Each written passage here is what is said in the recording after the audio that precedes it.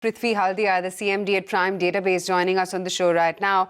Prithvi, hi, good morning. Good to have you on the show. You know, my colleague rightly put it into really perspective as to how PSU disinvestment is going to really pan out. According to you, what would be the pros and the cons purely from a shareholder as well as an FII DII perspective?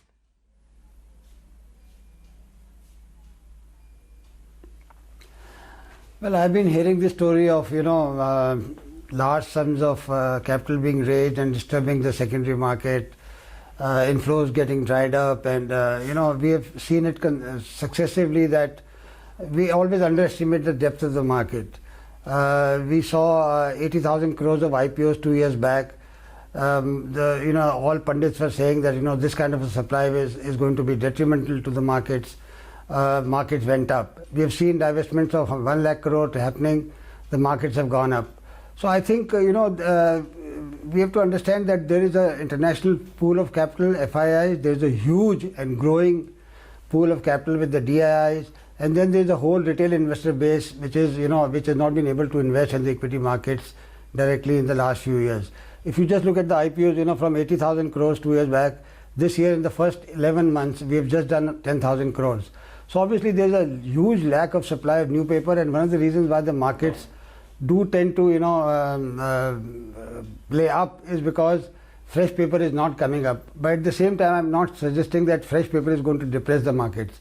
We have seen that there is enough investable money available across India and world, and I'm not concerned about the amount of money which can be raised, because if you look at investing in new companies, it's been almost close to nil in the last 2 years, and the market clearly needs diversification, needs more companies, and I think I'll not be concerned about even LIC, for example. When and finally it comes to the market, and if it is valued right, and its balance sheet has been cleaned up to give the confidence to the investors, then I think LIC IPO itself can mobilize huge sums of money. So on the whole, I think I'm very optimistic about the market taking up all the divestment offers, because we have to understand that most of the divestment happens from good PSUs. They are not from loss-making or dead companies. Only those companies which are already listed or should get listed, which have been doing well in their sectors, which have a good future ahead, they are the ones who are tapping the market, and therefore the market is going to definitely invest in those companies.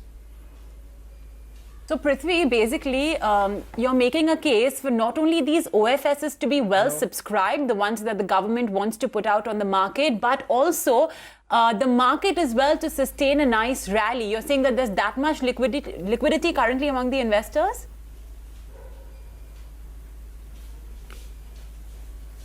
Yes, there is huge liquidity in the investors, and you see, one thing that OFS, for example, we have seen have had a very mixed kind of a response, because you try to price the OFS close to the market price, and then we have seen that in many cases the OFS have not done well, and therefore LICs or others have been asked to subscribe. My point on all these have been that we need to enlarge the subscriber base in India. We have to get in more retail investors. There is nothing better than getting PSUs in their portfolios. PSUs at least give the confidence of not being fly-by-nights or here today and gone tomorrow. These are companies for the track record of 25, 30, 50 years. What we need to understand is that this is public wealth, and therefore if we give a discount to retail investors, we can get millions and millions and millions of new investors, as well as existing investors investing into these PSUs. The problem is that the government at any point of time tries to maximize the revenue by pricing, not realizing that there is a greater good which has to be done, which is using these PSUs to enlarge the equity markets, which continue to be shallow, and which we're still talking of very small numbers of investors. So my recommendation has been that you allot to anonymous investors, small retail investors. You can put a cap of 50,000, 1 lakh rupees. You can even put a lock-in of 1 month, but give a hefty discount of 10 to 15% on the existing market price. And in case of IPOs, do a small sale to the institutional investors for price validation, but then reserve the a 75-80% for the retail investors, again at a discount to the institutional price. believe me, the kinds of money that the government wants to raise can be easily lapped up by investors, not only institutional but also retail. Don't you think a lot would depend on really what the government puts on table? Because, BPCL disinvestment has been long talked about. And, the perception in the market now, of course, it's been delayed to the next financial year. The perception in the market was that, it has to be not part, but only a whole divestment. The government, if they plan to privatize, then they can't really hive off bits and pieces and really put only that little bit much on the table. It has to be done fully and not partly. Do you think a lot of these clauses that the government may actually throw in could sort of jeopardize a successful disinvestment? I agree with you. So there are basically three, four kinds of divestment that we are looking at. One is basically doing IPOs of unlisted companies, doing offers for sale of companies which are already listed. Third is the selling of strategic assets, so-called strategic assets, but which should not be run by the government, like Air India. And the fourth is sell off the loss-making companies. In terms of and my belief is that we should try to make divestment as simple and direct as possible. Selling the stake of government in one company into another PSU company gets the money to the government, but it's not in any sense enlarging the market base. So I would recommend strongly that we should do direct offerings to the markets of as many PSUs as we line up, either already listed or yet to be listed, and bring in more transparency.